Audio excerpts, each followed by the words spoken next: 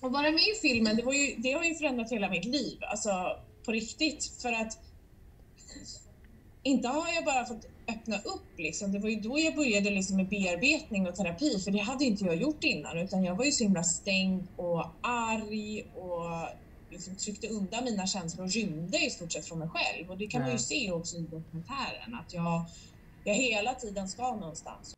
Hej! Det här är en vlogg för dig som har sett, hört eller känt till våld i ditt hem, kanske mellan två vuxna.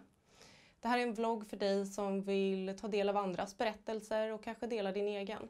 Här kommer du också kunna få följa vårt arbete med att få till en bättre lag för att säkerställa att stödet blir bättre och att alla barn som har sett, hört eller känt till våld i sitt hem får den hjälp som de behöver och faktiskt har rätt till.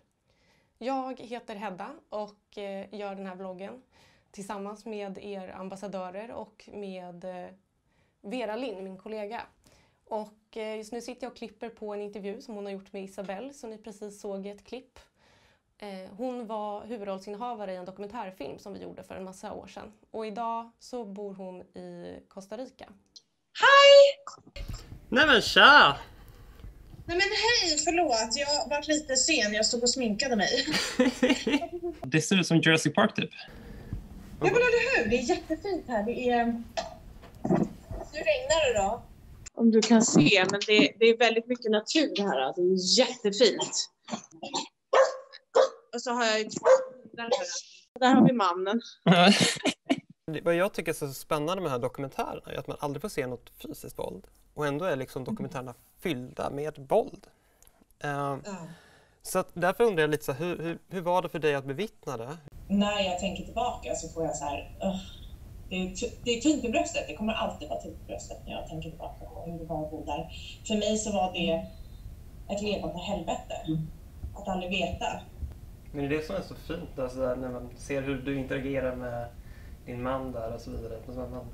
Det känns som en sån jävla kontrast. Ja, verkligen. Alltså, jag har ju fått jobbat med mig själv för att det var ju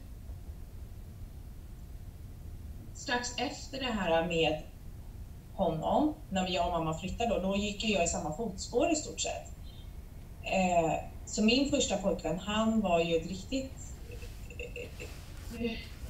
ja, skulle man kunna säga, fast ja, vet inte vad han har med om heller, men och på något sätt när jag lämnade honom så tänkte jag så att jag kan inte gå i samma fotspår, för att ofta så säger de ju det att har man varit med om våld så går man oftast i samma fotspår. Det var verkligen där jag kände att jag kan inte göra det, jag måste göra någonting mer i mitt liv, jag kan inte fortsätta så här.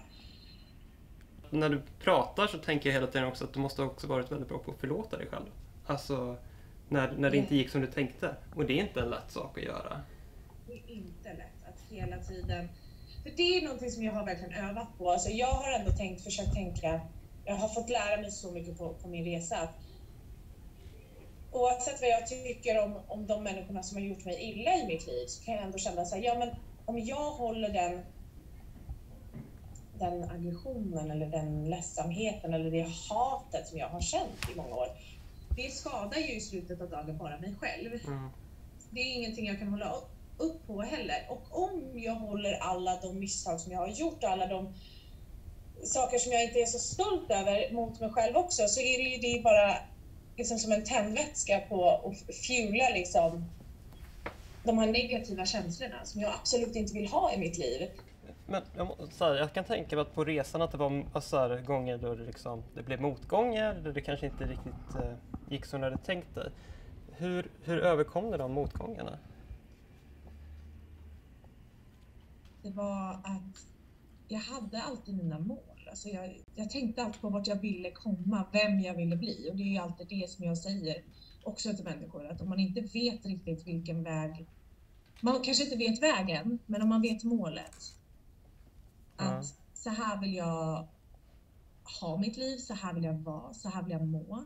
Så är det lättare att det spelar ingen roll om man får nedåtturer, så har man fortfarande det här målet som man ser. Ja, men det är inte just nu, men jag kommer komma dit. Nu i januari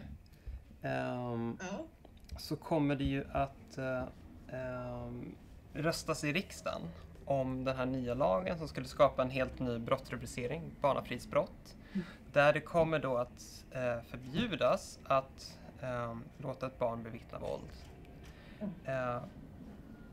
Varför tycker du att det är viktigt? Det är otroligt viktigt för att det traumatiserar barn. Det traumatiserade mig att se, att höra, att leva i ett konstant krig hemma. Det sätter sådana spår i en.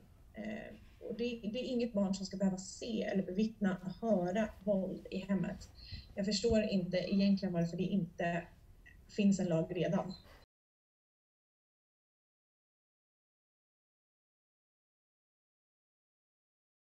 Ett nytt avsnitt kommer varannan vecka på tisdagar, så subscribe och likea och kommentera så att du inte missar ett nytt avsnitt.